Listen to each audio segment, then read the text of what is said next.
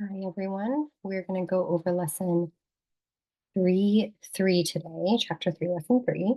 The title is Rate of Change and Slope. So hopefully this kind of rings a bell as we're looking over this because you have looked at slope in the past. Let's talk about some vocabulary for today.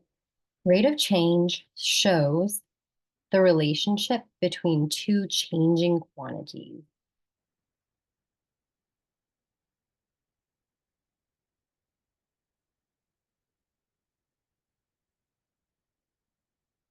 The slope is the ratio of the vertical change to the horizontal change.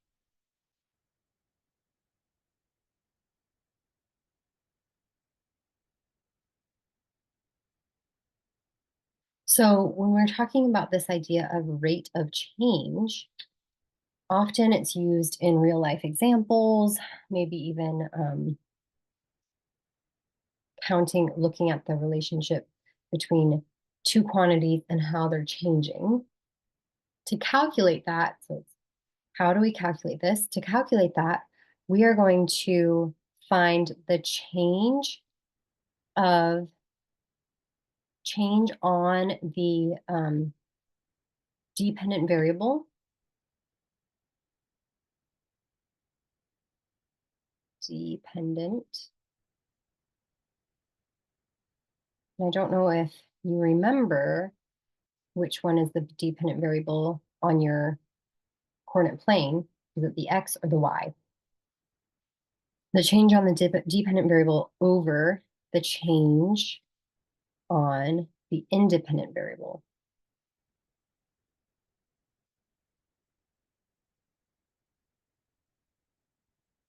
And I'm going to put in parentheses where the dependent variable goes and where the independent variable goes. Dependent is always on the y, independent is always on the x.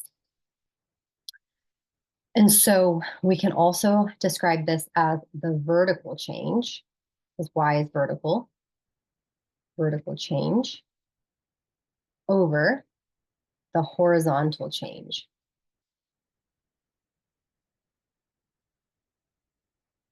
And if we think of what's changing vertically, that's going up and down. So we describe that as the rise. When something's changing horizontally, we can describe that as the run, because when you run horizontally.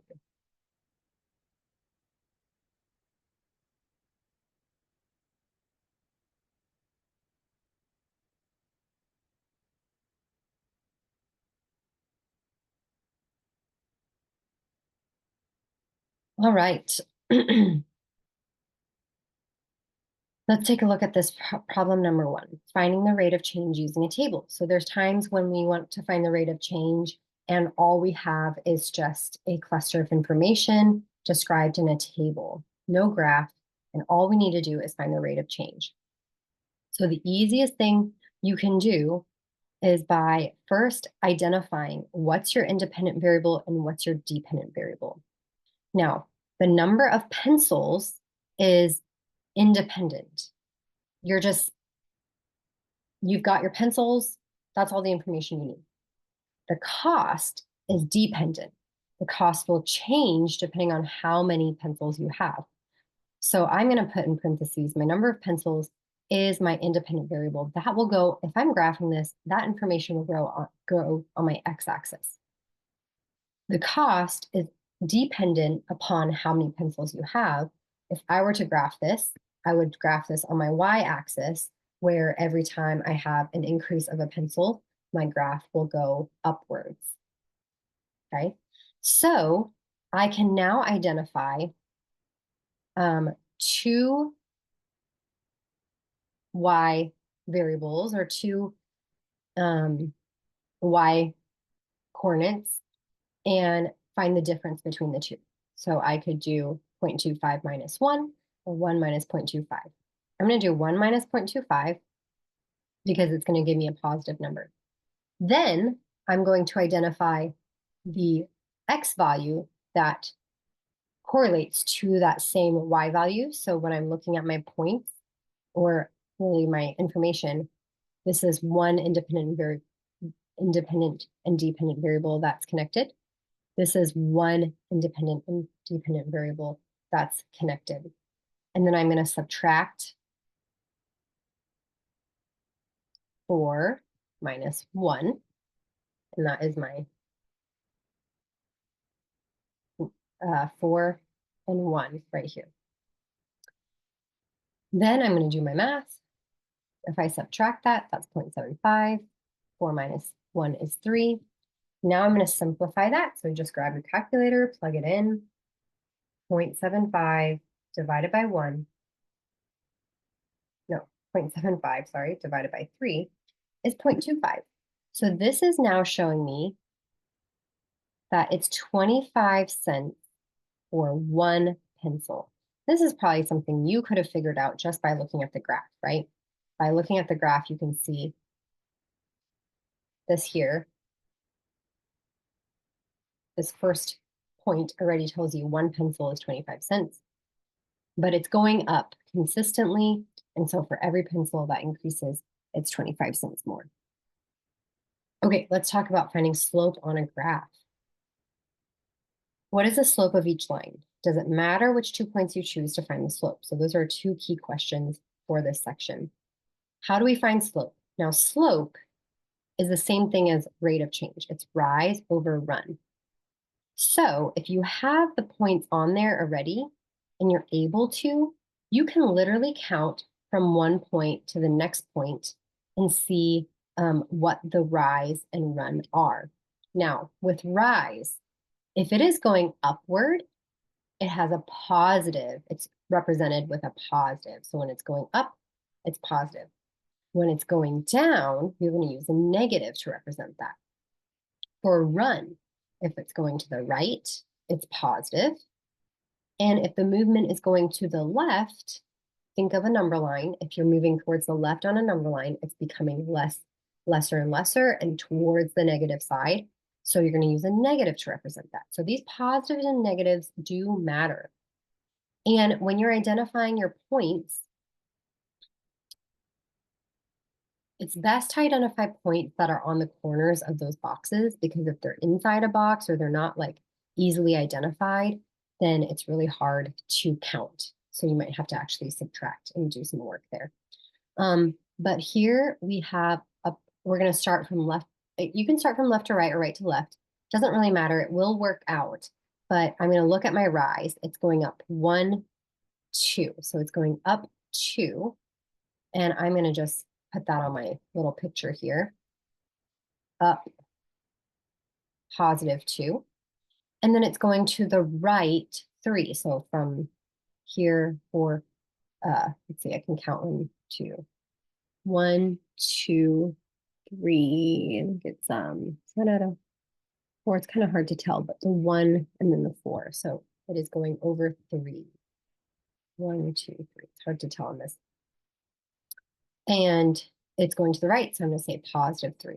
So when I write my slope, the rise is 2, the run is 3, and that's as simple as that. I can pick literally any 2 points, and it should give me the same thing. If I picked, let's use purple here, this point, and then the final point, the last point over here, when it's going up, it's going to go up 4, and then it's going to go to the right 6. And that will now give me 4 over 6, which does simplify to 2/3.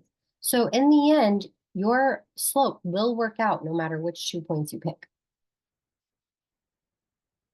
Okay, let's take a look at this one. I am going to go with this point here and this point here. Okay, it really doesn't matter which 2 you pick, but I'm just going to pick the most simple looking one. This is at a -1 going down to this is a -3. So it's going down 2. I'm going to show a negative, and it is going to the right 1. So I'm going to use a positive to represent it going to the right, which means when I put this on my fraction, it's a -2 over 1. Your slope is always going to be written as a fraction, not a whole number, because you want to see the relationship between the rise and run.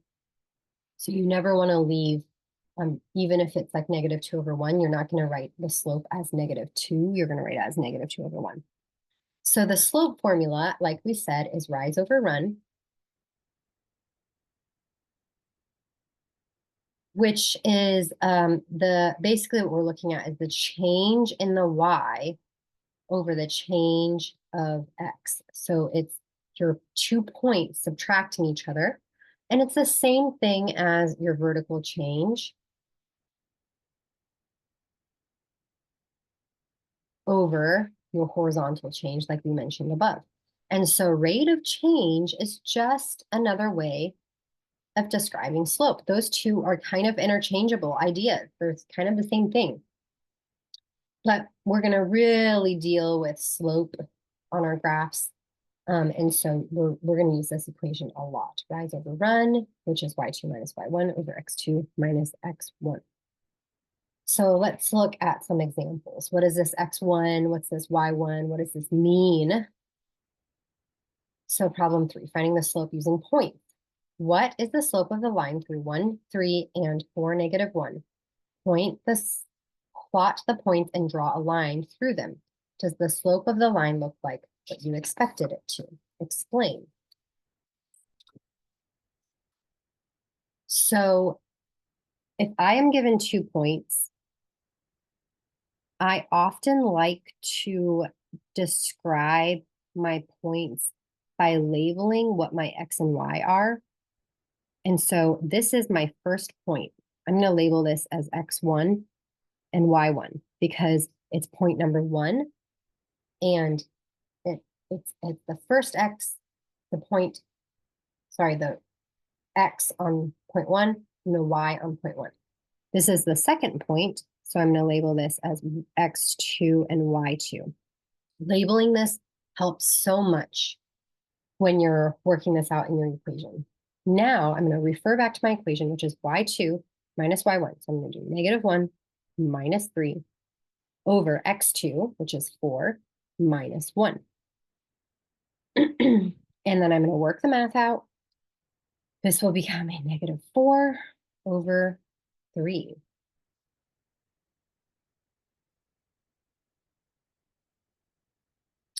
And I can also graph my points, which I have a 1, 1, 2, 3, 0.13, and then a 4, 1, 2, 3, 4, -1, which is right here. So I'm going to connect my points, draw a line through them. I know my line's not perfect, but I can kind of see what's going on here. It's going down 4, -4, and it's going to the right 3, +3, and it matches the movement of my points, the slope matches with the slope that I have found by working the math out. So let's go ahead and practice this a little bit. What's the slope of each line? If I were you, I would label my x1, y1, x2, y2, and then I would plot these 2 minus -3 over 4 minus 4. Now, something interesting is going on here. Though I subtract, I have a 5. What goes down here is 0, 5 over 0. So this is kind of interesting. Let me plot my points and see what's going on. I've got a +4 on my x, and then a -3 on my y. So I've got a point right here. I've got a +4 on my x, and then a +2 on my y. So the next point is right here. If I connect the two, I have a vertical line. When I have a number in the rise and 0 on my run, what's going on here is I have a change of going up and down 5, but no change on my run. So yes, it's going up if I can count. It's going up 5, but nothing's happening on my run. So when there is a number over 0, this is what we call, it's a vertical line, And it's called undefined because if you plug 5/0 into your calculator, it will not work. You cannot do a number divided by 0. And so an undefined slope is a vertical line. And you can always just double check on your calculator, like, can you plug in that number divided by 0? And if it comes out as error, like syntax error on your calculator, then we call it an undefined slope. Now let's do B. I've got my rise, which is the -3's, -3 minus -3 over the run, 5 minus -1. Okay, in this case, add the opposite. My rise is 0, and my run is 6. What does this mean? Well, let's plot our point. -1, -3, that's going to be right here. Just +1. Let's move it down. This is going to go down here. And then this is -1. And then my -3,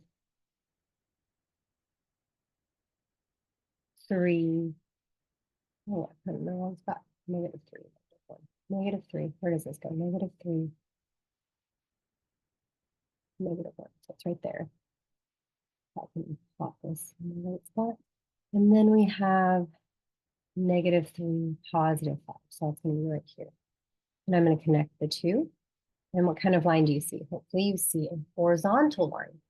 So if you plug 0 divided by a number in your calculator, it's just going to be 0. And this is called a 0 slope. So your slope equals 0. And it is a horizontal line. So when you have a slope of 0, the line's horizontal. When you have an undefined slope, its line is vertical. Let's just kind of conceptualize the types of slopes we're going to see and what relationship it's showing. When you have a line that is going up this way, the slope is kind of gradually going upwards. A line with a positive slope slants upwards from left to right. That's showing a positive relationship. A slope going the opposite direction, a line with a negative slope, slants downward from left to right. A slope with a 0 is a horizontal line. And a slope with a undefined, a line with an undefined slope is a vertical line. So hopefully these images kind of help you think through what relationship your lines are displaying. That's all we have for today. So we will continue on with slopes and all that next lesson. Thanks. Bye.